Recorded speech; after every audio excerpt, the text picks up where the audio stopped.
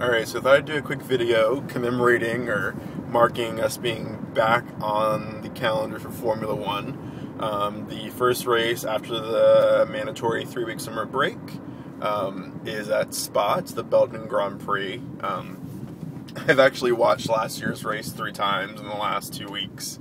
I just feel like my life is a little bit less full when there's not a race to look forward to, or a race to actually watch.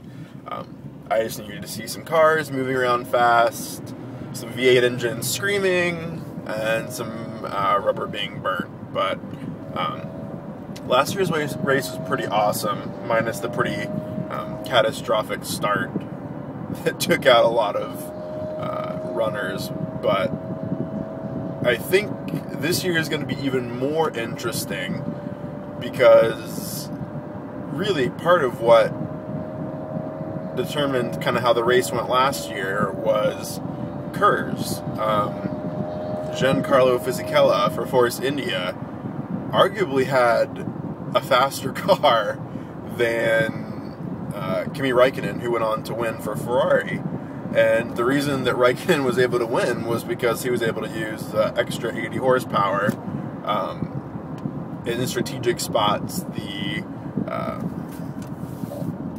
back straight, or the pit straight, and a couple of other places. He was able to just hit that magical button, 80 extra horsepower, and Fisichella had, you know, no real response. But I think without KERS, without refueling, this is really going to be a race about racing, which, you know, it sounds silly to have to make that distinction, but I think there have been, you know, all these little rules and things that have gone on in the last couple of years in F1 that have made it sort of not about racing. A lot of it's been about technology, and a lot of it is still engineering and design and stuff, as Red Bull's flexible front wing proves. But I'm just giving Red Bull shit. I think it's great that they were able to come up. Whenever I see a team come up with something, you know, KERS is not, you know, intelligent engineering, really. It's a pretty basic concept. Take,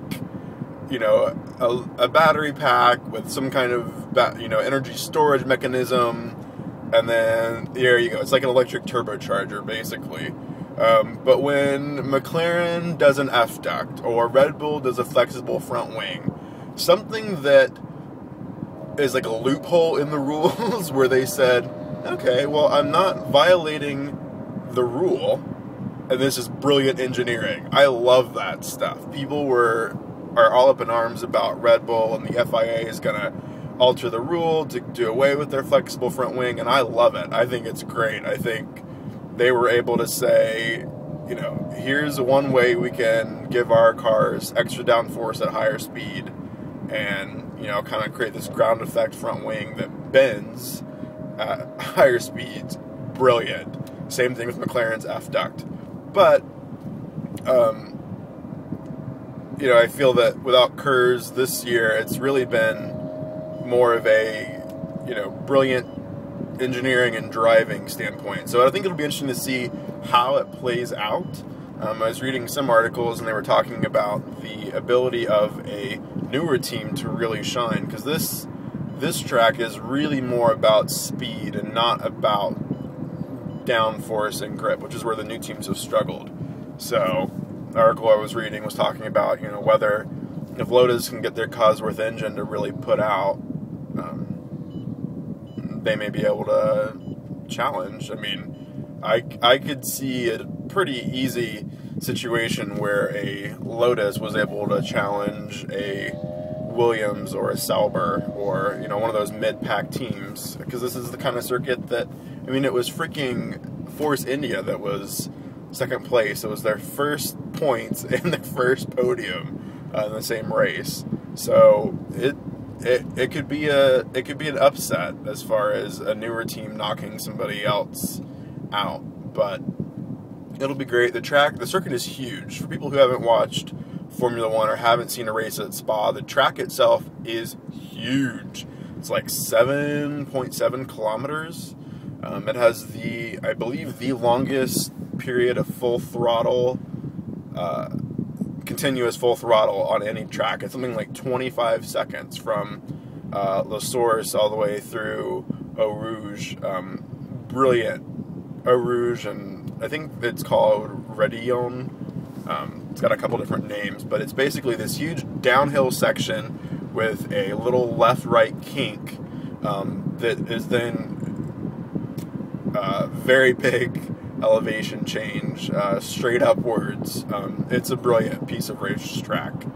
I can't wait to see what the first lap looks like. It should be interesting. But anyways, that's the race on this weekend. Spa, very interesting, especially with the championship as tight as it is. It'll be interesting to see who's able to pull something out of the bag.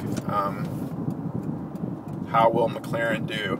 McLaren has said that they are not running the F-Duct, and it's most likely all the other teams will not as well. Like I said, it's a high-speed track, lower downforce, and the reality is that the F-Duct, which they're not really using enough downforce to need the F-Duct. There's not enough downforce to negate, which is what the F-Duct does. The F-Duct basically cancels out downforce to create higher speeds, and they're not running enough downforce to need it.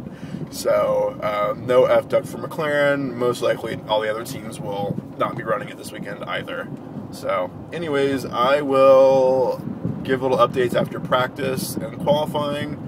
I'm not sure I'll be able to watch them. I just started law school and the reading's a little bit rough, but I will definitely YouTube them, the results, anything interesting that happens.